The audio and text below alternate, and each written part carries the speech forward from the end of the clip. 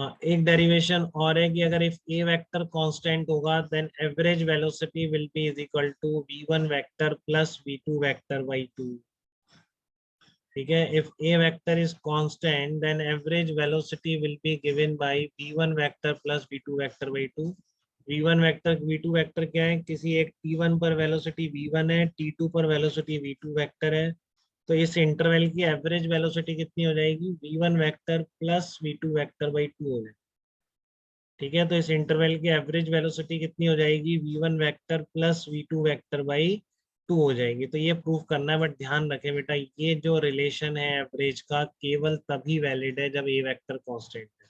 इसी तरह displacement nth second कब वैलिड है, जब आपका ए वेक्टर कांस्टेंट है।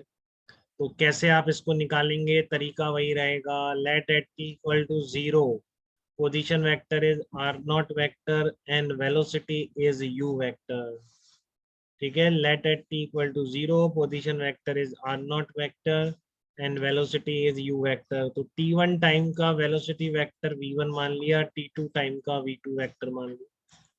ठीक है, ड्यूरिंग दिस जर्नी तो हमको अब एवरेज वेलोसिटी निकालनी है इस इंटरवल की, और ये प्रूफ करना है that average is equal to this. तो वही लगाएंगे, आप सेकंड इक्वेशन लगाई 0 से t1 के बीच, यहाँ पर 0 से t2 के बीच लगा दी। ठीक है, तो r1 minus r naught, r2 minus r naught, u t plus half a t square, u t plus half a t square. But आपको डिस्प्लेसमेंट इस इंटरवल का चाहिए, ये 0 से t1 है, ये 0 से t2 है। ठीक है, बट डिस्प्लेसमेंट आपको चाहिए t1 और t2 के बीच का, तो आपको चाहिए r2 vector minus r1 vector, तो इसलिए आपने सब्ट्रैक्ट कर दिया। क्लियर है सबको?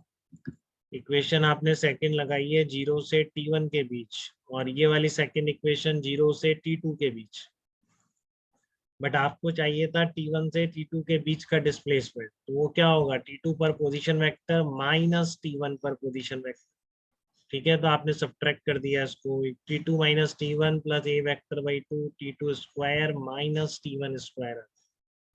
ठीक है, तो अब total displacement upon total time करना है आपको, तो t2 माइनस t1 से डिवाइड कर दिया, तो कितना आ गया, u vector plus A vector t1 plus t2 upon 2 आ। ठीक है, तो आपको तो टारगेट इसमें कन्वर्ट करना है इसको, तो कन्वर्ट करो इसको। देखो u वेक्टर को लिख दिया u vector by 2 plus u vector by 2, इसको भी अलग अलग करके लिख दिया a vector t1 by 2 plus a vector t2 by 2। तो अब आप इसको उठा लो दो, तो ऊपर क्या बनेगा, u प्लस ए टी एक साथ कर दियो, इन दोनों को उठा लो, plus u plus A vector t2 एक साथ कर दो।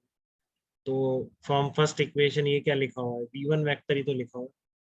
ठीक है ना, फ्रॉम फर्स्ट इक्वेशन ये क्या लिखा हुआ है, v2 वेक्टर ही तो लिखा हुआ है। तो आ गया ना आपका average velocity is equal to v1 vector plus v2 vector. इसके लिए स्ट्रेट लाइन में हो ऐसा कंडीशन नहीं है, इसलिए मैंने पूरा वेक्टर में ही करा है।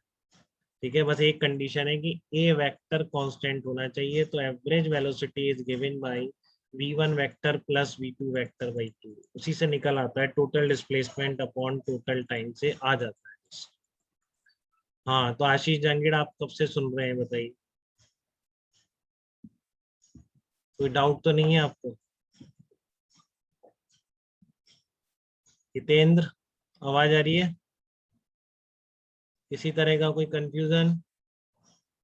तो आप बिल्कुल शेयर कर सकते हैं इन दो चीजों पर, displacement in nth second valid, formula valid only when a vector is constant, average velocity between two instants can be expressed as v1 vector plus v2 vector by 2 if a vector is constant।